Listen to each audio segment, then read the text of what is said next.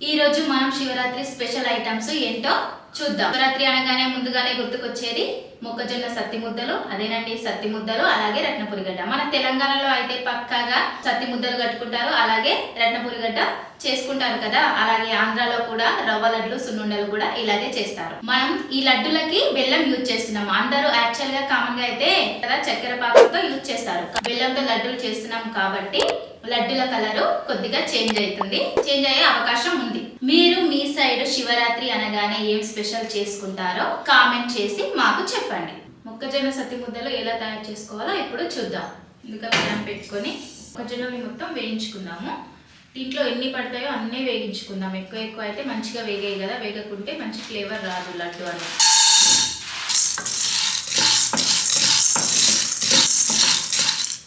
జొన్నలు అనేవి చిటపట అంటున్నాయి, చక్కగా వేగుతున్నాయి.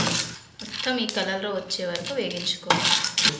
ఈ మొక్కజొన్నలు ఇలా వేయించిన తర్వాత మనం చల్లారిన తర్వాతనే మిక్సీలో వేసుకోవాలండి. ఎందుకంటే వేడిగా ఉన్నప్పుడు పొడి అనేది పొడిగా రాదు, ఇట్లా ముద్దల్లాగా వస్తుంది. కాబట్టి చల్లారిన తర్వాతనే మిక్సీ జార్లో వేసుకొని పట్టుకుందాం. మొక్కజొన్నలు చల్లారే వరకు మనము జీడిపప్పును వేయించుకుందాము. కొద్దిగా నెయ్యి వేసి వేయించుకుంటున్నాను. నెయ్యి మీ ఇష్టం అండి, నెయ్యికి బదులుగా నూనె కూడా వాడచ్చు, అది మీ ఆప్షన్.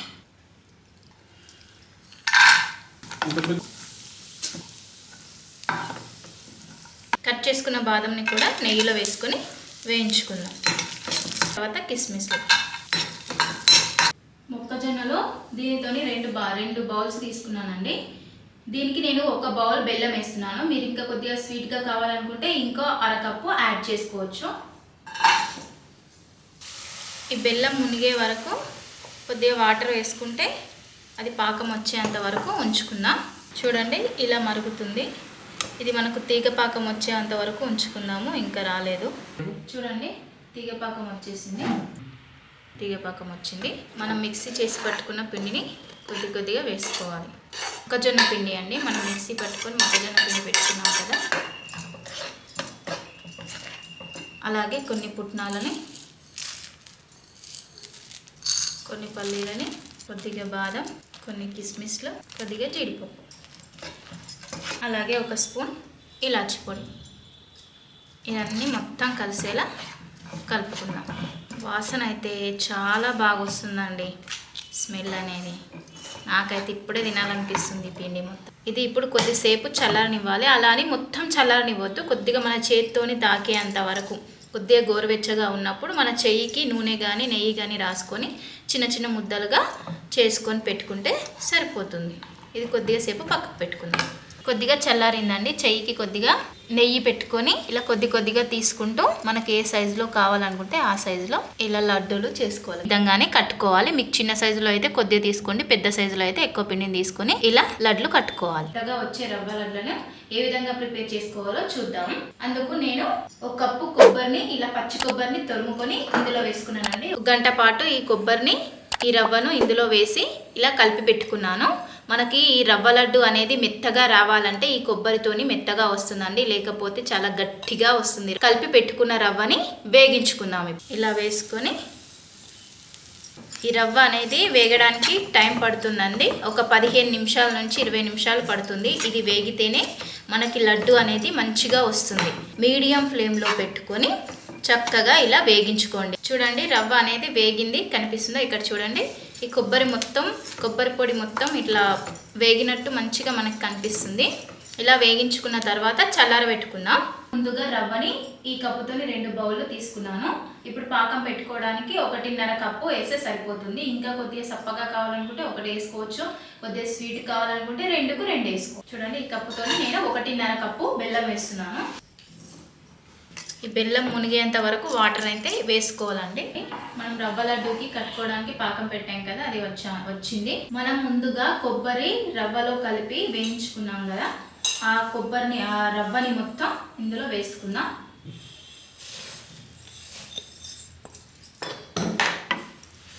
ఇందులోనే జీడిపప్పు, కొన్ని పల్లీలు, బాదం, కొన్ని పుట్నాలు, కిస్మిస్లు, ఒక స్పూన్ ఇలాచి.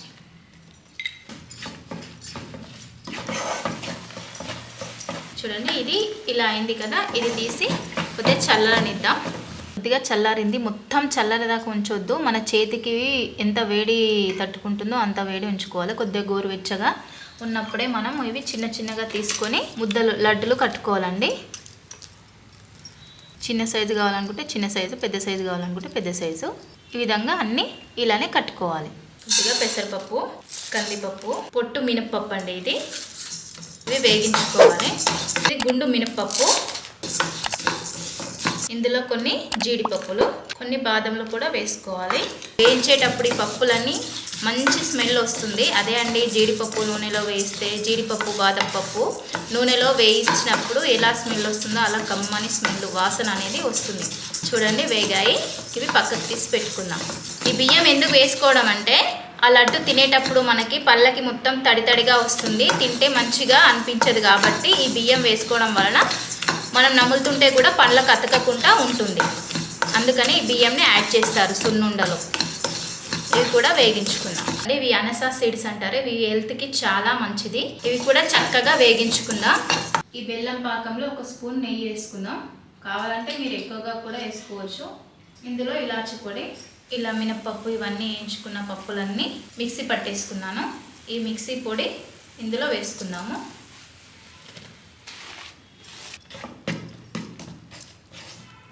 ఇది పాకం కాకుండా సున్నుండలు అనేటివి నెయ్యితోని కూడా, నెయ్యి వేడి చేసుకొని సున్నుండలు కట్టుకోవచ్చండి. ఈ బెల్లం అనేది మనం పప్పులు మిక్సీ పడతాం కదా, అలా పప్పులు మిక్సీ పట్టినప్పుడు ఆ బెల్లం కూడా అందులోనే మిక్సీ పట్టేసుకుని నెయ్యి వేడి చేసుకొని ఆ పొడిని మొత్తం ఇలా చిన్న చిన్న లడ్లు కట్టుకుంటే అయిపోతుంది. పాకం వద్దు మాకు అని అనుకుంటే అది సెకండ్ ఆప్షన్ అండి.